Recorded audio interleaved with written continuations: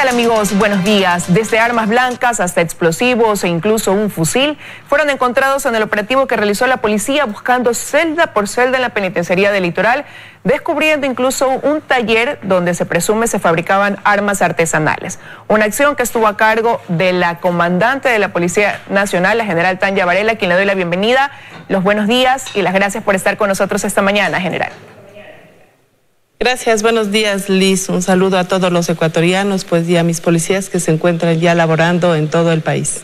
Bueno, como ya lo mencionaba, usted personalmente decidió encabezar ese operativo de control luego de varios días de incidentes en la penitenciaría del Litoral y, como siempre, cuando se realizan esos operativos hubo incautación de armas, ¿no? Ya mencioné algunas de esas, incluidas explosivos también, pero más allá de esas cifras de haber incautado un fusil, tantas armas blancas, tantos explosivos, ¿cuánto se logró avanzar después de ese operativo en determinar cuál es la causa, qué origina, qué está fallando, que suceden cada cierto tiempo estas cosas en la penitenciaría? Definitivamente el problema de la penitenciaría es un problema estructural, no solo de la penitenciaría, sino de todos los centros de rehabilitación social que tenemos. Lo que nosotros hemos podido observar con este operativo, que fue un mega operativo que por primera vez se lo realiza con 1.500 servidores policiales ante los acontecimientos que se vienen suscitando no únicamente en los últimos días que habíamos tenido, sino ya de hace algún tiempo, donde han perdido la vida muchos privados de la libertad.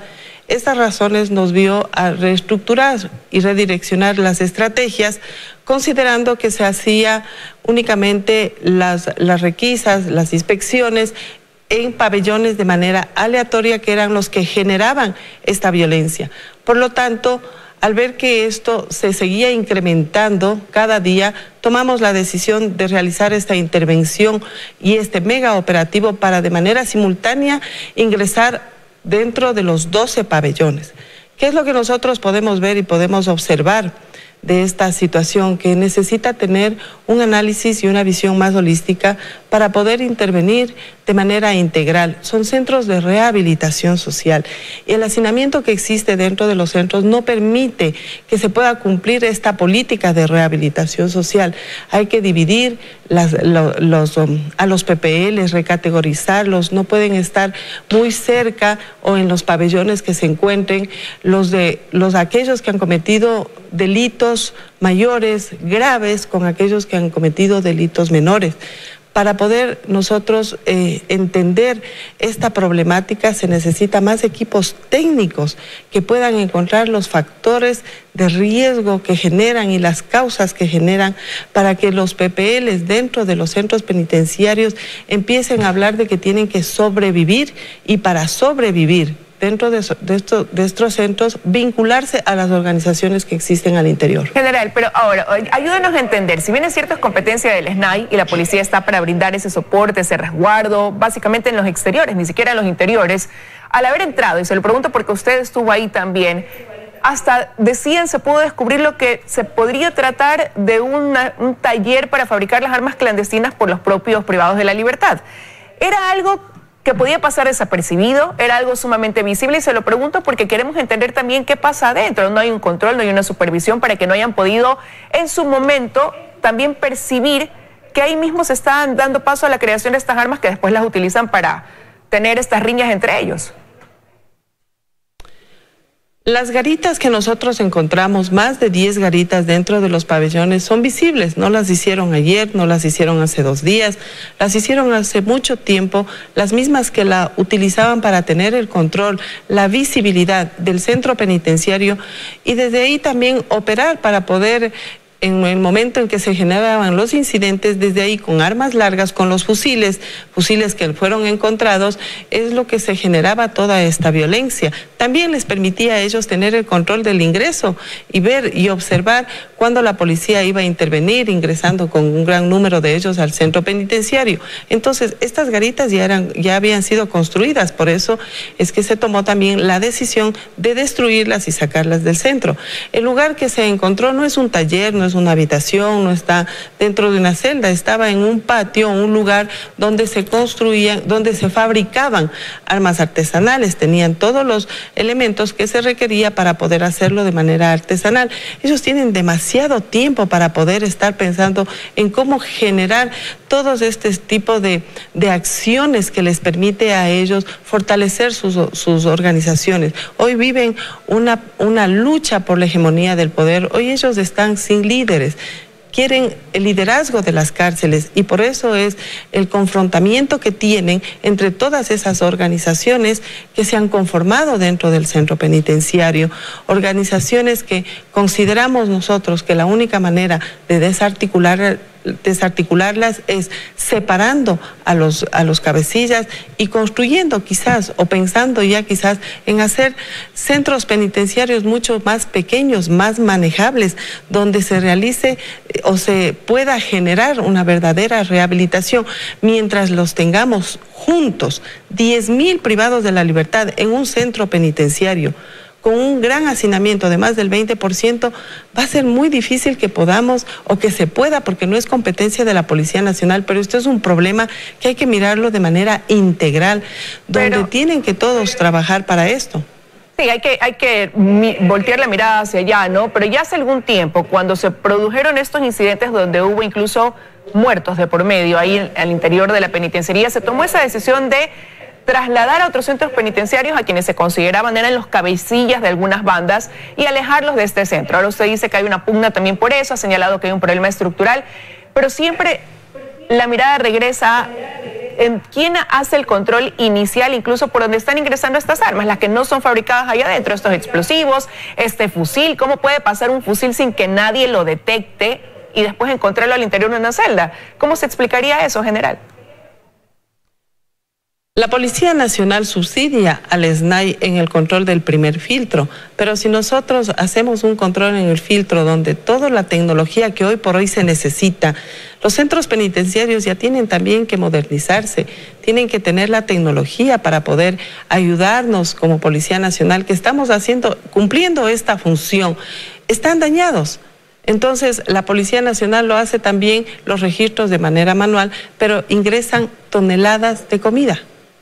¿Cómo nosotros podemos revisar cientos de quintales de arroz, de papas, todo lo que ingresa, si no sabemos que posiblemente por ahí sea una de las vías que utilizan para poder ingresar?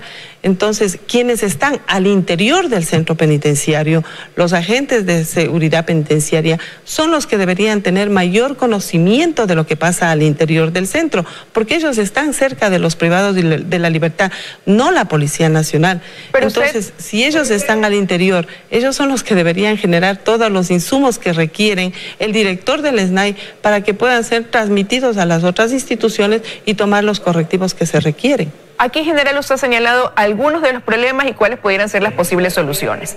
¿Va a haber, después de este gran operativo que realizaron hace unos días en la penitenciaría, algún tipo de reunión donde pueda usted poner de manifiesto lo que encontró, cuáles son las debilidades, cuáles pudieran ser esas soluciones que hoy está planteando aquí en Desayunos de 24 horas para hacer un trabajo integral y buscar ya una solución quizás a este problema carcelario que sí, se origina ahí dentro, pero después tiene repercusiones fuera, en las calles de la ciudad, por ejemplo? Así es, definitivamente lo que sucede en los centros penitenciarios tiene mucha relación con lo que sucede en las calles. Recuerde que yo le hablaba de la hegemonía del poder que ellos tienen, buscar un líder dentro de los centros penitenciarios. Pero esto también tiene un fin, esto también tiene que buscar un medio que les pueda generar una economía ilegal para tener estas organizaciones, y se ha trasladado a las calles con la violencia criminal, donde uno de los principales factores y causas es el narcotráfico que va y llega a sentarse en territorio en lo que constituye el microtráfico. Pero este microtráfico tiene dos puntos fundamentales y principales que también debemos comprender para poder llegar a establecer las soluciones que requiere el país con esta ola de violencia: la oferta y la demanda. La oferta le corresponde 100% a la Policía Nacional, y la Policía Nacional está actuando y dando resultados. Tenemos hasta el momento 70 toneladas de droga que ha incautado la Policía Nacional. El año anterior fueron 128 toneladas de droga. Estamos afectando también la economía ilegal de ellos porque esto es dinero para las organizaciones y al incautar la Policía Nacional pierden miles y miles de millones de dólares. Esa es la una parte. La otra parte es la demanda. El consumo y la adicción ha crecido tanto en el país que mientras sigan existiendo jóvenes, personas de cualquier edad que busquen consumir, habrá la oferta. Entonces, esta demanda es la que le corresponde ya a las otras instituciones. La Policía Nacional intervendrá, como ha intervenido muchos sectores, para recuperarlos. Pero cuando nosotros llegamos a esos lugares, nos encontramos con cientos de personas, niños, zombies en las calles. ¿Dónde les llevamos? Si necesitan una desintoxicación y necesitan una rehabilitación. Pero ¿dónde les llevamos? ¿Contamos con centros de rehabilitación para adictos? No contamos. Contamos con muchos clandestinos que han traído consecuencias graves, donde han muerto dentro de unos cuartos 18, 20 jóvenes quemados. Entonces, esta política es la que tenemos que fortalecerla. Tenemos que trabajarla de manera integral. Como policía nos corresponde la oferta. Analicemos las causas basales. Por eso la Policía Nacional está proponiendo... Debe funcionar ahí, generar ese trabajo conjunto, ¿no? Que vaya no solamente quizás a dar un paliativo, sino ya a trabajar en ese problema integral. Y usted señalaba microtráfico por un lado, pero por el otro lado está el narcotráfico, que se ha vuelto también un problema ya de hace algunos años atrás acá en el país y hacia donde también debe apuntar la mirada. Miren lo que sucede. La zona 8, por ejemplo, acá es una zona que tiene varios puntos calientes. Ayer se hizo un operativo muy grande, el gobernador del Guayas estuvo acá, decía que vamos a ver más uniformados en las calles, van a trasladar más policías debido a la situación que se vive, un tiroteo a una hora de pleno tráfico en San Borondón el día de ayer, por ejemplo, alguien que es asesinado a puñaladas en plena luz del día. Entonces son hechos que se ven diariamente en la ciudad. Efectivamente, pero si nosotros seguimos pensando que solo la Policía Nacional tiene la solución a esta oleada de violencia que se ha presentado en el país, porque no es solo Guayaquil, son muchos sectores del país. Si nosotros creemos que solo la Policía Nacional tiene esta responsabilidad absoluta del control de la seguridad, no vamos a salir de este hueco donde estamos cayendo.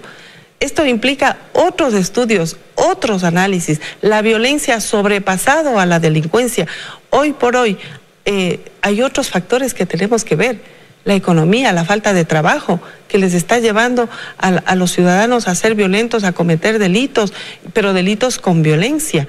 Entonces, esto también es un análisis que se tiene que hacer y por eso nosotros como Policía Nacional estamos proponiendo la creación de un observatorio de seguridad ciudadana que no tiene el Ecuador, donde podamos confluir todas las instituciones, donde se hagan investigación científica para encontrar la causa basal del problema.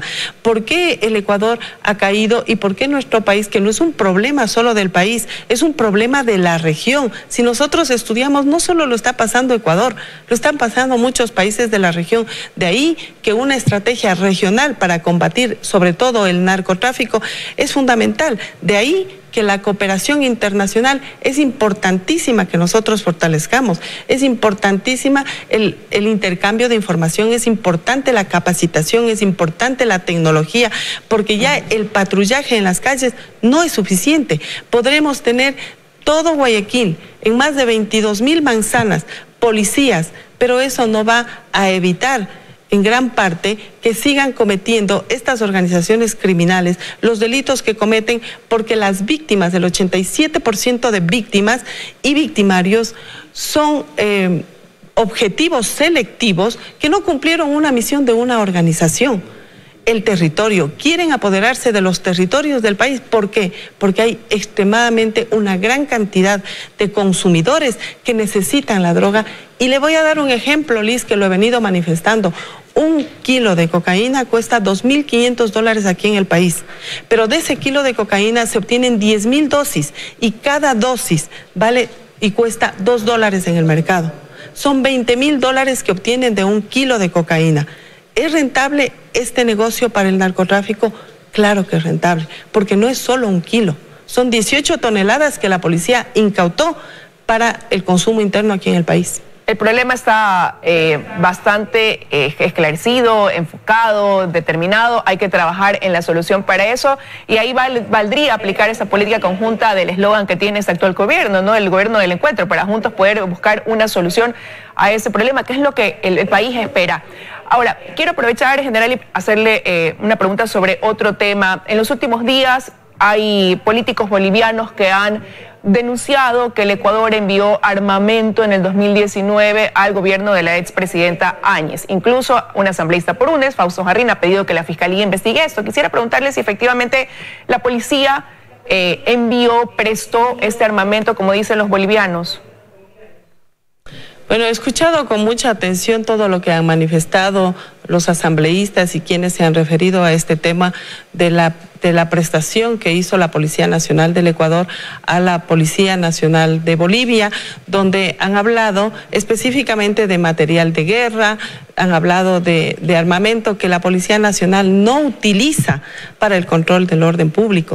Nosotros no utilizamos armamento letal, utilizamos material contra motín, utilizamos gases, lo que todo el mundo conoce, los gases lacrimógenos, que es un armamento no letal para el control de las alteraciones que existen del orden público. El desconocimiento de quienes hacen estas denuncias es realmente muy amplio en conocer qué maneja la policía y qué manejan las Fuerzas Armadas. Ahora, nosotros no tenemos material bélico, no tenemos material de guerra, no hemos enviado eso. Hay la cooperación internacional, como yo le hablé hace un momento, la cooperación internacional entre las policías. Tenemos asociaciones, organizaciones como Ameripol, Europol, Iberpol, donde no solo se intercambia información, intercambiamos si necesitan gases, los prestamos. Acá Ecuador nos prestó Perú, nos prestó Colombia también. Veo que sí es una política de cooperación internacional, entonces poder prestar este armamento en caso de que sea necesario. Pero ¿y la policía hizo algún tipo de préstamo de lo que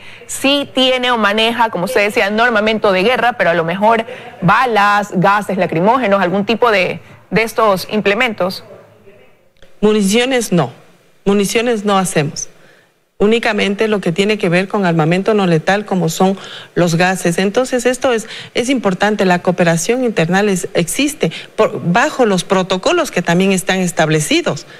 Pero ¿y esos gases sí fueron enviados? Más bien lo que queremos... Ese tipo de gases fueron enviados en el 2019. Correcto, esa es una cooperación internacional que nosotros tenemos. Lo que Bolivia debería hacer es devolvernos lo que le hemos prestado, así como nosotros ya devolvimos a Colombia lo que ellos nos prestaron en octubre. Bueno, queda claro, entonces usted dice es una práctica dentro de una cooperación internacional. Quería también conocer la postura de la Policía Nacional ante eso. Gracias por habernos acompañado, general, esta mañana aquí en los desayunos de 24 horas. Gracias a usted, Liz. Un abrazo para usted, que tenga un buen día.